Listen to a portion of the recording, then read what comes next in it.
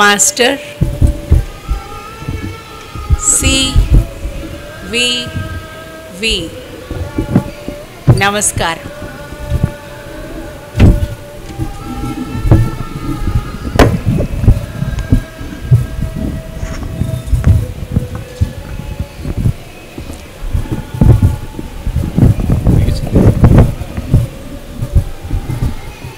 భృక్తరహిత తారక రాజయోగంలో తాతగారి మనవళ్ళు మనవరాళ్ల కింద ఇక్కడ ప్రపంచవ్యాప్తంగా ఉన్న వాళ్ళందరికీ కూడా నా శుభాభినందనలు.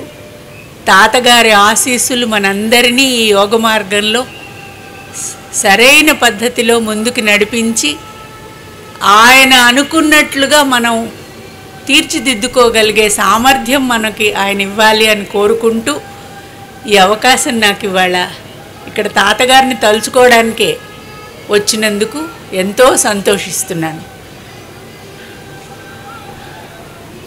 పొద్దున్నుంచి తాతగారి స్మరణే చేస్తున్నారు. ఎటువంటి మార్గంలో మనం నడిస్తే ముందుకు వెళ్తాము అనేది రకరకాల ఉదాహరణలతోటి మనలో రావాల్సిన మార్పు గురించి, తాతగారి ఆలోచన విధానం గురించి చెప్పుకోవటమే మనం ఇవాళ చేస్తున్నది. ఆయన్ని స్మరిస్తూ ఉన్నాము. ఇప్పుడు నేను చేయబోయేది కూడా అదే అనుకున్నాను. అందరం అదే చెప్తూ ఉంటాం, కానీ అందులో ఉన్న మాధుర్యం మళ్ళీ మళ్ళీ రుచి చూస్తూ ఉంటాము అనేసి. నేను ఇవాళ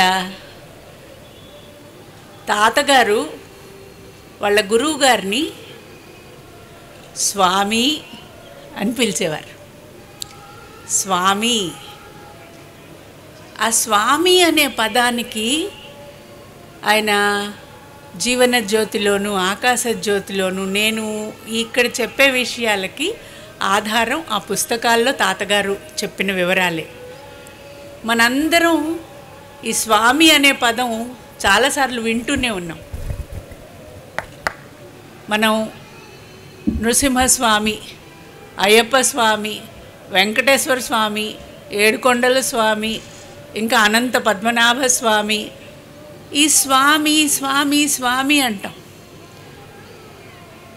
ఈ స్వామిత్వం అంటే ఏమిటి, ఎవరిని అలా స్వామి అనాలి అనేలాగా వర్ణించి చెప్పారనమాట, వివరించి తాతగారు. మనం వెంకస్వామి గారికైతే పేరులోనే స్వామి పెట్టేసుకున్నట్టు ఆయన. అది కాక తాతగారు ఈ స్వామి అని వాళ్ళ గురువు గారిని ఎంతో గౌరవంతో, ఎంతో ఆయనకి వినమ్రత తప్ప ఇంకొకటి లేదు, ఆ వినమ్రతతో ఆయన్ని స్వామి అని పిలుస్తున్నారంటే ఈ స్వామి అనే పదం ఎవరిని పిలవాలి అనేది చెప్పారు అక్కడ. ఈ రోజుల్లో మనం అందరినీ గురుగారు గురుగారు అంటాము, ఏంటయా స్వామి అంటాము అనేది చాలా కామన్. మన సంభాషణలో ఈ పదాలు గురువు అంటే అందరినీ గురుగారు గురుగారు, స్వామి స్వామి అని. ఎవరు అర్హులు దానికి అనేలాగా తెలిసి మాట్లాడిన తాతగారు అంతకంటే ముందు ఇదిగో ఈ గురుస్తుతి అనే పుస్తకంలో పైన రాసిన ఒక బ్రహ్మాండమైన అందమైన పద్యం ఉంది ఈ యోగం గురించి. ప్రభాకర్ శాస్త్రి గారు చెప్పింది. అందులో కూడా ఆయన స్వామి అన్న పదాన్ని సంబోధించటానికి సివివి గారిని చెప్పారు. పంచదార నేను, పాల్ నీవు, నీలోన కరిగినాడ కరుడుగట్టి తీవు, అధిక రుచుల ఏకమైతిమి, ఈ కోవ భూమికింత అమృతమేమి స్వామి అని. మేమందరం పంచదార లాంటి వాళ్ళం, నువ్వు పాల సముద్రం లాంటి వాడివి. ఈ పాల సముద్రంలో మా పంచదార కలిస్తే ఒక కొత్త కోవ తయారైందిట. కోవ అంటే వర్గం, కోవ అంటే పాలకోవలాగానే ఒక వర్గం. ఈ వర్గంతో భూమికి అమృతత్వం వచ్చేస్తుంది స్వామి. ఈ భూమి మీద ఉన్న మేమందరం కూడా నీలో కలిసిపోయాము కాబట్టి ఇంక నేను అన్నతనం లేకుండా మొత్తం ఆ పాలకోవాలో కలిసిపోయిన ఈ కోవ ఉంది చూడండి, ఇంకా భూమికి అమృతమే స్వామి అని చెప్పి సివివి గారిని శ్రీ ప్రభాకర్ శాస్త్రి గారు గురుస్థుతిలో రాసిన ఒక పద్యం ఇక్కడ ఉంది. మనకి ఇంతకు ముందు వారు వేరే చోట్ల కానీ ఇక్కడ కానీ అన్ని చోట్ల చెప్పిన తాతగారు చెప్పినప్పుడు కూడా మనకి మన గుండె మీద కంట్రోల్ ఉందా, మన లంగ్స్ మీద కంట్రోల్ ఉందా, మన చేతుల మీద కంట్రోల్ ఉందా, కావాలంటే ఎత్తి దాంతో ఎంత సామర్థ్యంతో ఏ పని చేయగలం, అసలు మన శరీరం మీదే మనకి కంట్రోల్ ఎంత ఉంది అని అడిగితే నిజంగా చెప్పుకోవాలంటే మన శ్వాస మీద మనకి కంట్రోల్ లేదు, మన గుండె లయబద్ధంగా కొట్టుకుంటోందా లేదా అనే దాని మీద మనకు కంట్రోల్ లేదు, మనం తీసుకున్న ఆహారం సరిగ్గా జీర్ణం అవుతుందా లేదా అని కంట్రోల్ చేసుకునేలాంటి శక్తి కూడా మనకేది లేదు. కాబట్టి మన శరీరం మీద మనం స్వాములమా, మనం అధిపతులమా ఆలోచించుకుంటే మన శరీరం మీద కానీ, మన మనస్సు మీద కానీ, మన హృదయం మీద కానీ ఎక్కడా మనకి complete control and mastery over ourselves అనేది మనకి లేదు. ఇంకా మా అబ్బాయి మా మాట వినట్లేదు, మా అమ్మాయి మా మాట వినట్లేదు, ఆఫీస్లో నా మాట వినట్లేదు, ఎక్కడో ఎవరో నా మాట వినట్లేదు అనేలాంటివి చాలా కామన్. మన మనస్సే మన మాట విందు, మన మేధస్సే మన మాట విందు, మన శరీరం మన మాట వినదు, మన చుట్టుపక్కల ఉన్న వాళ్ళు మన మాట వినరు అంటే అందులో ఆశ్చర్యం ఏది లేదు. ఏమంటారు మీరు? మనం దేనికి స్వాములం కాము. ఊరికే పేరులో ఒక స్వామి పెట్టుకోగానే మనము సూడో స్వాములం అయిపోతాం అన్నమాట. నిజమైన స్వామి ఎవరు అనేలాగా తాతగారు వర్ణించింది నేను ఇవాళ మీతోటి చెప్పుకుంటున్నాను. తాతగారు ఎటువంటి వారంటే ఆయన ఆ పదవిలో ఉన్నా కూడా ఆ స్థాయి, పదవి కాదు ఆ స్థాయికి వెళ్ళినా కూడా తనని తానెప్పుడూ స్వామి అనేలాగా అనుకోలేదు. ఆయన ఆ స్వామి దగ్గర హనుమంతుడు లాంటి వాడిని అనేలాగానే ప్రభాకర్ శాస్త్రి గారు ఆయన ఏం చెప్తే అది అనేలాగానే. ఇవాళ మనం తాతగారిని తలుచుకుంటున్నామంటే తాతగారికి ఆనందమైన ప్రభాకర్ శాస్త్రి గారిని, ప్రభాకర్ శాస్త్రి గారికి ఆనందమైన మాస్టర్ సివివి గారిని తలుచుకుంటూ మనందరం కూడా ధన్యులం అవుతున్నాం అన్నమాట. తాతగారిని గొప్పగా ఎప్పుడూ ఆయన అనుకోలేదు, మనకు అవకాశం కూడా ఇవ్వలేదు. స్వామి, ఆ స్వామి ఏమంటారు అంటే ఎవరికైతే తమ శరీరం మీద, తమ మనస్సు మీద, తమ ప్రజ్ఞ మీద, తన ఆధ్యాత్మిక ప్రవృత్తి మీద సంపూర్ణమైన జ్ఞానం కలిగి కంట్రోల్ ఉంటుందో ఆటోమేటిక్గా వాళ్ళకి నేను అనేది వేరుగా ఉండదు, విశ్వమంతా తానే అయి ఉంటారు, అన్ని చోట్ల అందరిలోనూ తననే చూస్తారు. కాబట్టి ఇప్పుడు నేను అనేలాగా కాకుండా ఈ వీలో ఎక్కడి నుంచైనా ఆయనకి కంట్రోల్ ఉంటుందన్నమాట. మిమ్మల్ని ఏం చెప్పినా మీరు వింటారు, మొక్క వింటుంది, కాకి వింటుంది, పిల్లి వింటుంది, ఆకాశం వింటుంది, వానలు వింటాయి, పంటలు వింటాయి, అన్నీ వింటాయి. ఎందుకు వింటాయి అంటే ఆయనకి వాటితోటి మమేకం అయ్యి వాటిని ఎలా మంచి మార్గంలోకి తీసుకెళ్ళాలి అనేలాగా తెలిసిన స్వామిత్వం అన్నమాట.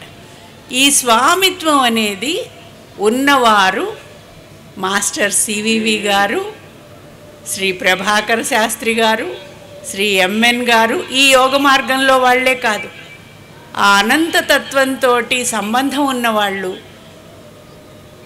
నేను యోగానంద గారి autobiography of a యోగిలో Shri Yukteswar Giri గారు ఎలాగైతే పూరిలో అందరూ ఉత్సవానికి బయలుదేరితే సముద్రపు ఒడ్డున బాగా ఎండగా ఉంది గురువుగారు, ఇసుకలో కాళ్ళు కాలిపోతాయి, మేము ఇలా భజన చేసుకుంటూ వెళ్ళలేము అని యోగానంద గారు మిగిలిన వాళ్ళంటే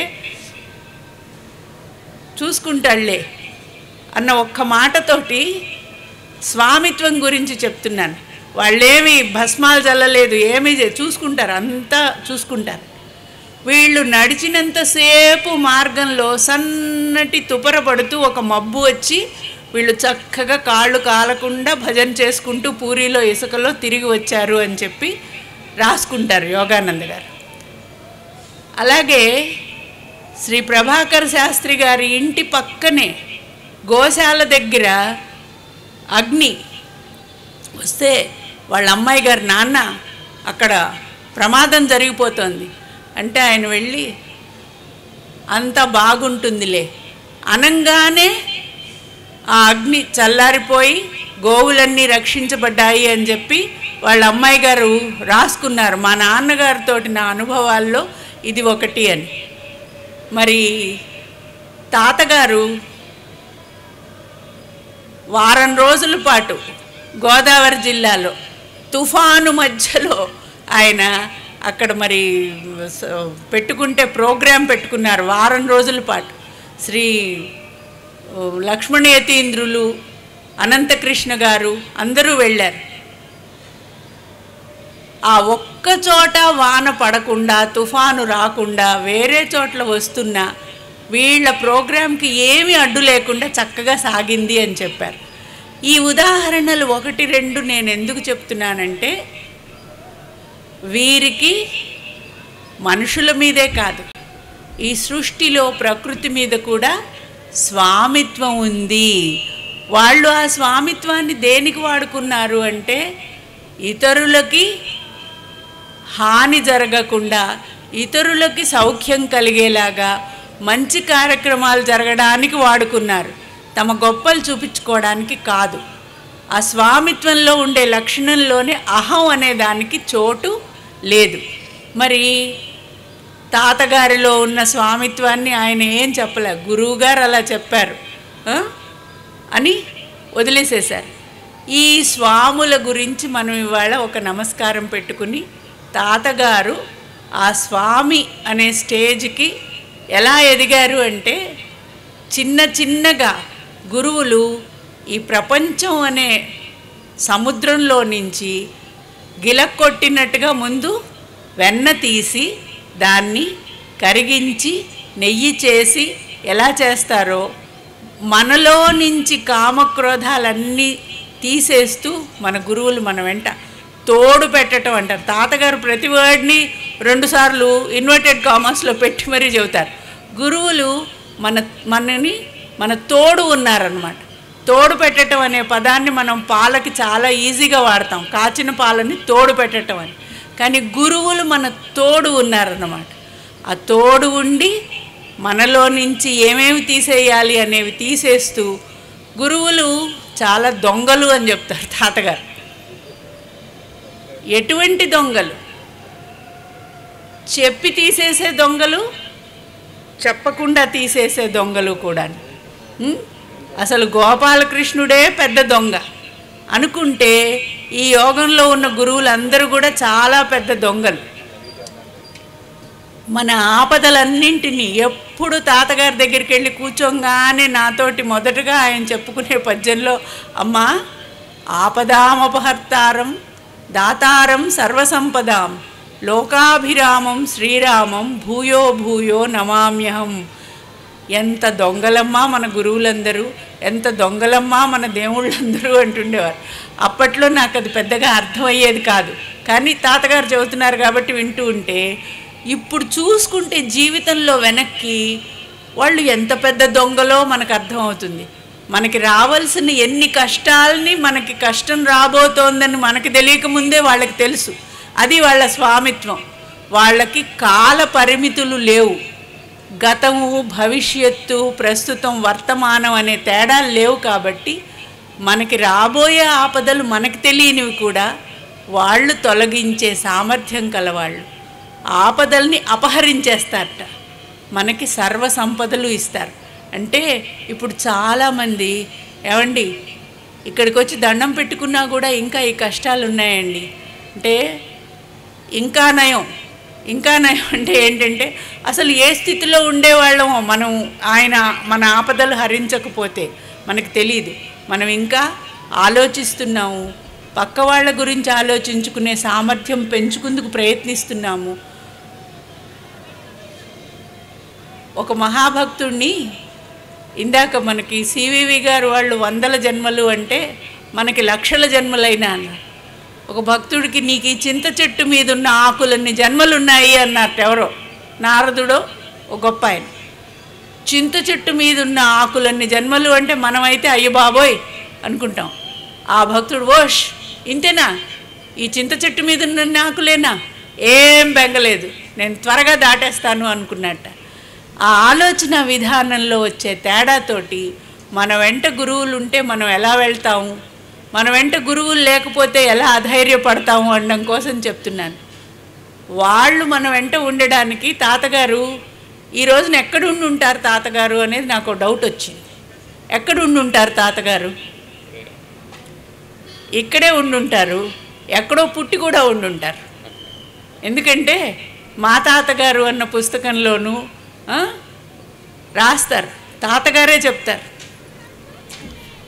నా దేవుందమ్మా మనమైతే ఇంక ఈ జన్మ చాలు, నాకు మోక్షం కావాలి. మీలో మోక్షం ఎంతమందికి కావాలో చేతులు ఎత్తండి. అందరూ ఒకవేళ చేతులు ఎత్తినా ఎత్తకపోయినా అందరికీ కూడా ఇంకా చాలు ఈ జన్మలు, ఇంకా మోక్షం. తాతగారికి మోక్షం వద్దు. తాతగారికి కానీ ప్రభాకర్ శాస్త్రి గారికి కానీ ఈ ప్రపంచం నుంచి మోక్షం అనేది వాళ్ళు కోరుకోవట్లేదన్నమాట. వాళ్ళు ఏం కోరుకుంటున్నారు, మనందరం కూడా అమృతత్వంలోకి రావాలి అని, ఇక్కడికి మళ్ళీ మళ్ళీ రావాలి. మన్ని బాగు చేయడం అనేది అంత తేలిక కథ కాదు. కాబట్టి ఆయన ఏమంటారు, నా దేవుందమ్మా అంతా మా గురువుగారి దయ, ఇలాగ వెళ్తూ ఉంటుంది నా బండి, ఇదిగో ఇక్కడ పుట్టేయి అంటారట వాళ్ళ గురువుగారు. అంతే, అక్కడి నుంచి వెంటనే ఏ అమ్మకో క్యారమంటూ పుట్టేస్తాను. అంత తేలిగ్గా ఈ సృష్టిలోకి రావడం అనేది ఆయన అంత చిన్న పిల్లవాడి ఆటలాగా తలుచుకుని ఎందుకు వస్తారు, ఇక్కడేదో సొంత ఆస్తులు సంపాదించడానికి కాదు, సొంత భవనాలు కట్టడానికి కూడా కాదు. వాళ్ళ గురువుగారు ఏం చెప్తారో అది చేయడానికి. అంటే గురువుగారు ఎక్కడ పుట్టమంటే అక్కడ పుడతాను, ఎప్పుడు పుట్టమంటే అప్పుడు పుడతాను, నాదేముంది నాయన అన్నారే.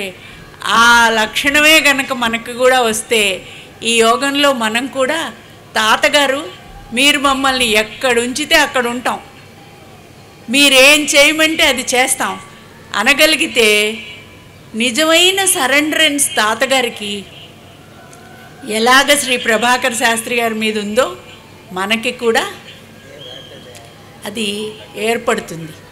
తాతగారి స్వామిత్వం రావాలి అంటే, శ్రీ ప్రభాకర్ శాస్త్రి గారు లాంటి స్వామిత్వం రావాలంటే ఆ అనంత తత్వాన్ని మనం మనలో అనుభవించగలగాలి. అది చాలా దూరమైన మాటే, కానీ అసంభవం కాదు. వాళ్ళు కొన్ని జన్మల తర్వాత ఈ స్థితికి వచ్చారంటే మనం కూడా కొన్ని జన్మల తర్వాత ఆ స్థితికి తప్పకుండా వెళ్తాం. ఈ వెందువోని మందు శ్రీ వెంకటేశ్వర స్వామి టీటీడీ ఆస్థానంలో ప్రభాకర్ శాస్త్రి గారు ఉద్యోగం చేసేవారు. అన్నమాచార్యులు వారి కీర్తనలన్నింటినీ ఆయన ఇంటర్ప్రెట్ చేసి వర్గీకరించి చాలా రీసెర్చ్ చేసిన మహానుభావులు. మంచినీళ్ళు కావాలి నాకు.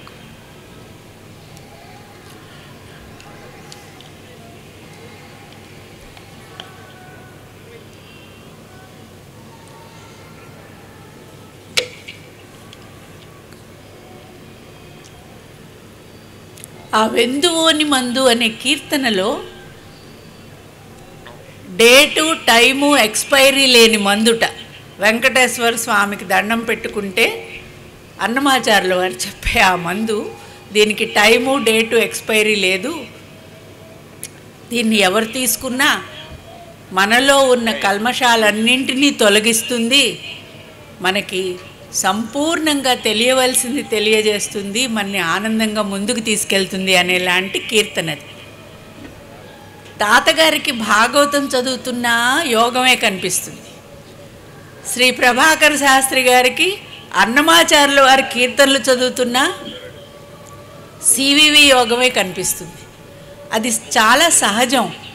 మన ఆలోచన విధానంలో ఏ స్థాయిలో మనం ఉంటామో మన చుట్టూ ఉన్నవన్నీ కూడా మనకి దానికి తగినట్టే కనిపిస్తాయి.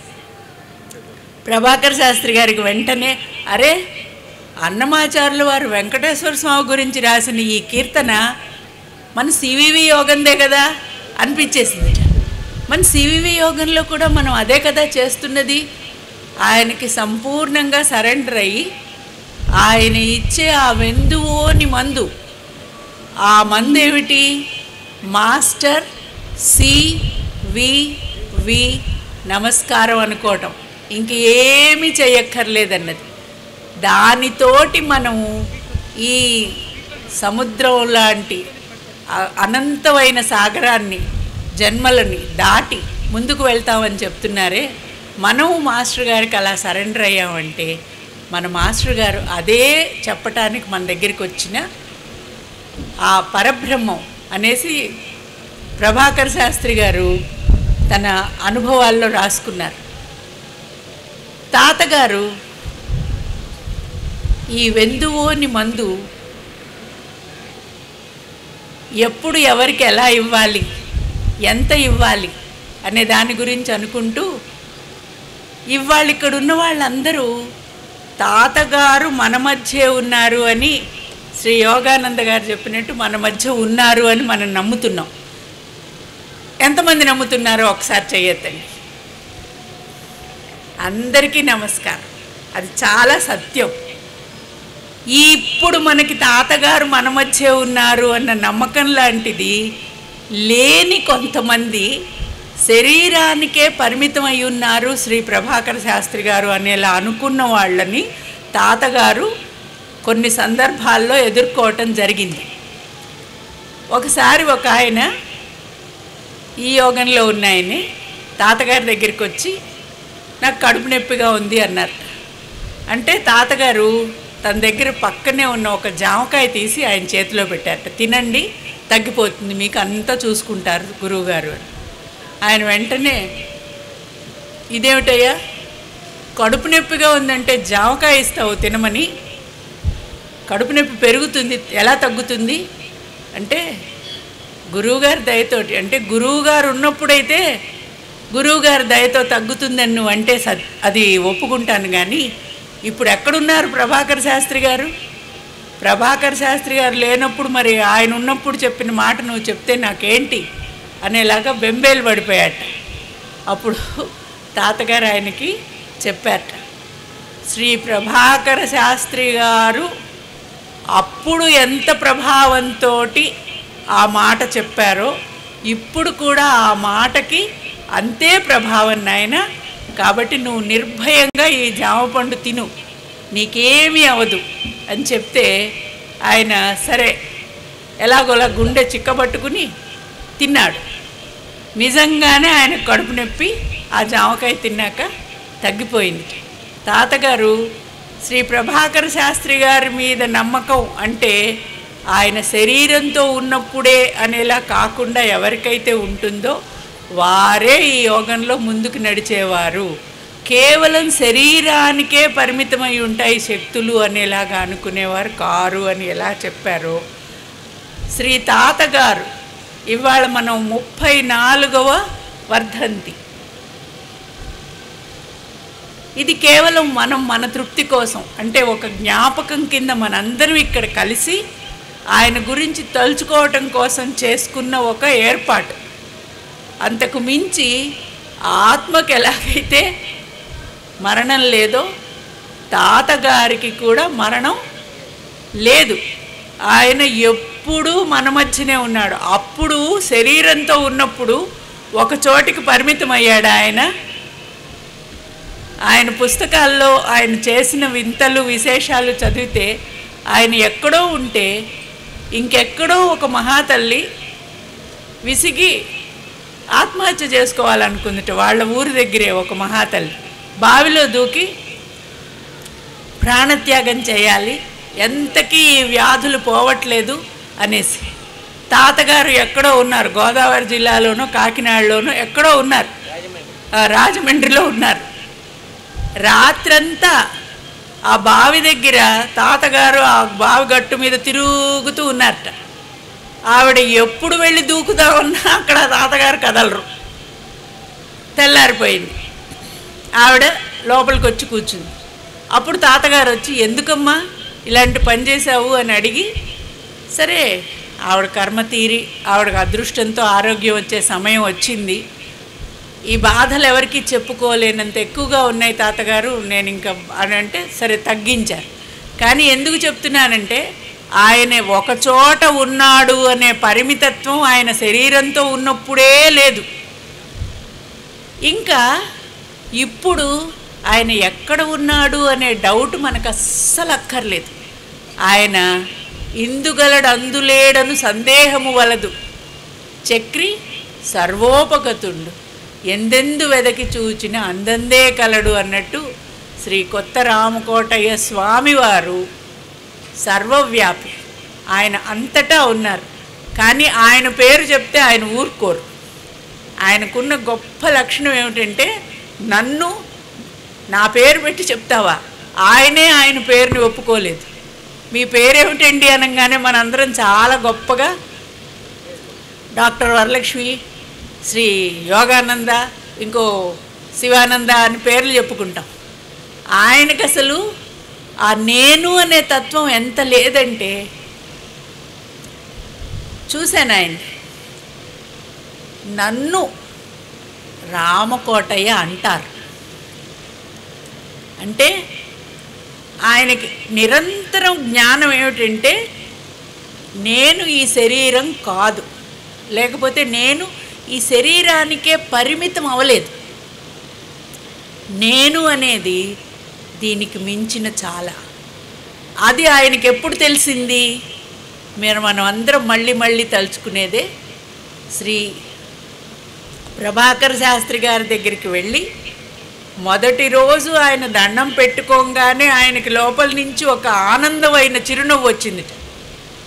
నేను అనేది ఇదేది కాంది, లోపల నాలోనే ఉంది ఆ అనంతతత్వం అనేది.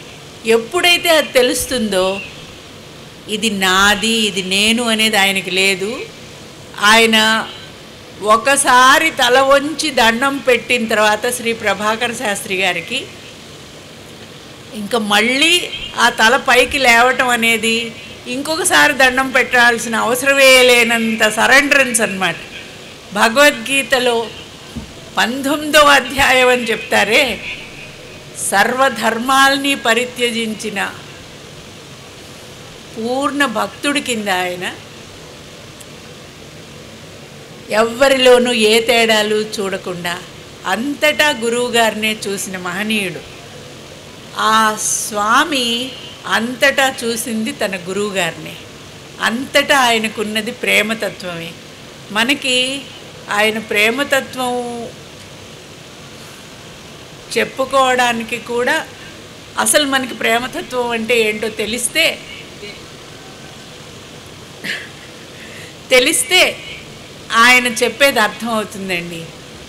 మనం సబ్బుతోటి, వాషింగ్ పౌడర్ తోటి మనం చాలా క్లీన్ చేసుకోవాల్సిన పరిస్థితుల్లో ఉన్నాం కనుక మళ్ళీ మళ్ళీ ప్రయత్నిస్తే వచ్చిన తప్పేమీ లేదు. తప్పకుండా ఎప్పటికోప్పటికి క్లీన్ చేసుకుంటాం. ఆ కరుణ, ఆ అనంతమైన ప్రజ్ఞ శ్రీ ప్రభాకరులది ఆ సూర్యదేవుని వెలుగులాగా అందరి మీద వస్తూ ఉంటుంది అని తాతగారు ఆకాశ జ్యోతిలో చెప్తారు. మన కిటికీలు మూసుకుని ఉన్నామనుకోండి, ఆ వెలుగు లోపలికి రాదు. మనం కిటికీలు ఒకవేళ తెరిచామనుకున్నా ఆ అద్దాలకు ఎక్కువ మసిపట్టుంది అనుకోండి, వెలుగు సరిగ్గా రాదు. ఇప్పుడు తాతగారు ఆ వెలుగు రావాలి అంటే మనం మళ్ళీ మళ్ళీ క్లీన్ చేసుకోవాలి అన్న దాంతోపాటు లేవాలి అంటారు తాతగారు. ఆ లేవాలి అనడానికి నేను ఎంత టైం మాట్లాడచ్చో చెప్తే ఇంకొక 5 minutes 5 minutes. నేను అనుకున్నాను శ్రీ ప్రభాకర్ శాస్త్రి గారి గురించి చెప్తారు. మా గురువు గారిని కొంతమంది గొప్ప పండితుడు అనుకుంటారు, కొంతమంది యోగంలో నిష్ణాతులు, మనకి వ్యాధులు తగ్గిస్తారు అనుకుంటారు, కొంతమంది గొప్ప కవి అనుకుంటారు, రీసెర్చ్ స్కాలర్ అనుకుంటారు, అన్ని రకాలుగా అనుకుంటూ ఉన్నారు. కానీ నాకు మా గురువుగారు అన్నీ, సర్వం ఆయనే, ఆయన్ని మించింది లేదు, ఒక్కొక్క విభాగంలాగా నేను మా గురువుగారిని చూడట్లేదు అని చెప్తూ, అంటే ప్రభాకర్ శాస్త్రి గారిని చూసేటప్పుడు మనకున్న ఫిల్టర్స్, ఒక దివ్యమణి ఉంటే స్ఫటికమణి, దాన్ని మనం పూజలో ఒక ఎర్ర పువ్వు వైపు నుంచి చూస్తే అది ఎరుపు షేడ్స్తో కనిపిస్తుంది, పసుపచ్చటి పువ్వు పెట్టి చూస్తే పసుపచ్చ షేడ్స్ కనిపిస్తుంది. ఇలాగ ఏ షేడ్స్లోంచి చూస్తే అదిలాగా మనకి తాతగారు శ్రీ ప్రభాకర్ శాస్త్రి గారు వీళ్ళు ఏ షేడ్స్లోంచి మనం చూస్తున్నాం అనేది మనం ఆలోచించుకుంటే, ఎక్కువగా ఇక్కడికి వచ్చే వాళ్ళందరూ తాతగారిని వైద్యో నారాయణో హరి అనే రూపంలో నుంచే చూస్తున్నారేమో అని నా భ్రాంతి. అయితే అయి ఉండొచ్చు, అవ్వకపోతే అవ్వకపోయి ఉండొచ్చు. కానీ అందరూ కూడాను తాతగారి దగ్గరికి వెళ్తే మన వ్యాధులు తగ్గుతాయి, మన సమస్యలు తగ్గుతాయి. ఆ పుష్పం పేరేంటి అనేది నేను చెప్పను. ఆ వెలుగులో నుంచి చూస్తుంటే మనకు కనపడే తాతగారు ఒక యాంగిల్ ఆఫ్ తాతగారు. అలా కాకుండా యోగపరంగా ఆయనకున్న అనుభూతులు, అనుభవాలు చూసుకోగలిగితే అప్పుడు కనపడే తాతగారు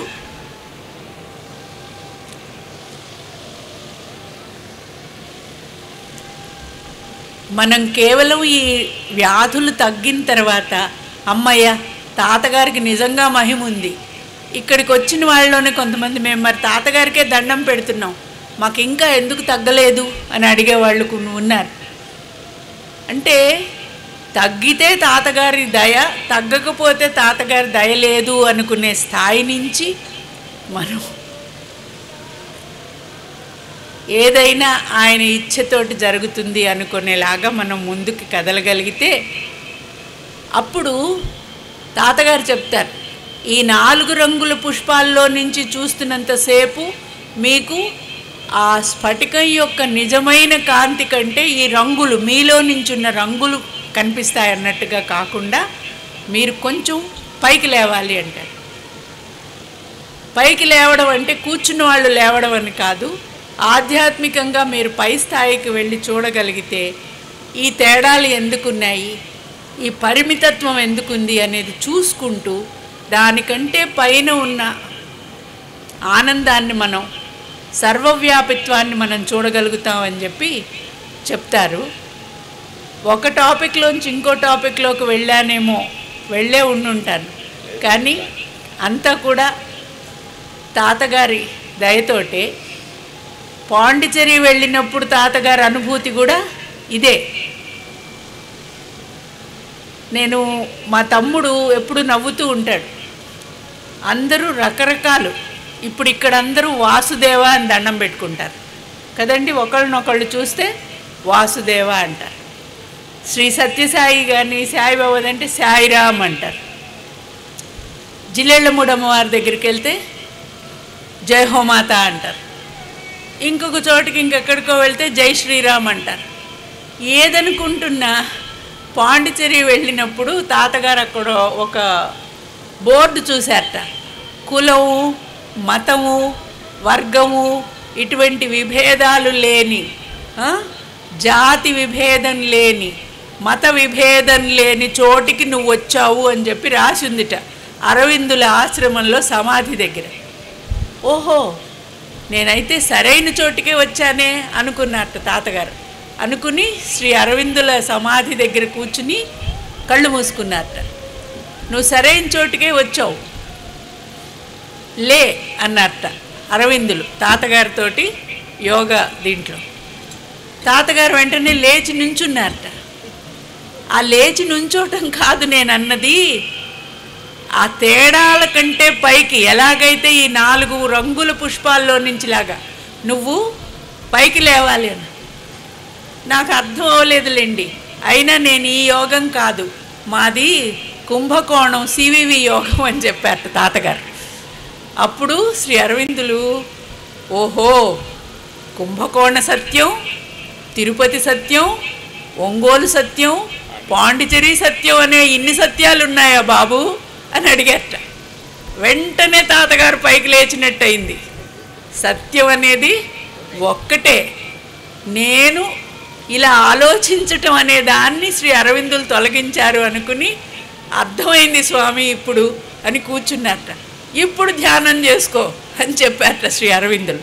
అప్పుడు తాతగారికి ఈ సత్యం అనేది సర్వవ్యాపి, ఈ సత్య మార్గంలో మనం వెళ్తున్నాం, దీంట్లో మనకి ఈ భేదాలేవీ లేవు అన్నారే, అది చెప్పటం ఎంత తేలికో మనకి లోపల జీర్ణించుకోవటం అనేది చాలా మన రోజు మన అద్దాన్ని తుడుచుకుని నాయన నీ అనుగ్రహంతో ఈ అద్దం బాగా క్లీన్ అయ్యి నీ ఆలోచనలు అనే ఆ వెలుగు మాలోకి రానియ్యి, ఆ ప్రేమతత్వాన్ని మాలోకి రానియ్యి అని మనం కోరుకుంటుంటే తాతగారు ఆ ప్రేమతత్వంలో నుంచి ఏమేమి చేశారనేవి ఇంకొకళ్ళు తప్పకుండా మనతో షేర్ చేసుకుంటారు.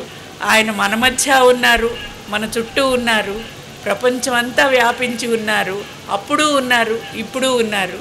వారికి నా నమస్కారాలు. ఈ అవకాశం నాకు ఇచ్చిన మీ అందరికీ నా నమస్కారాలు. నమస్కారం.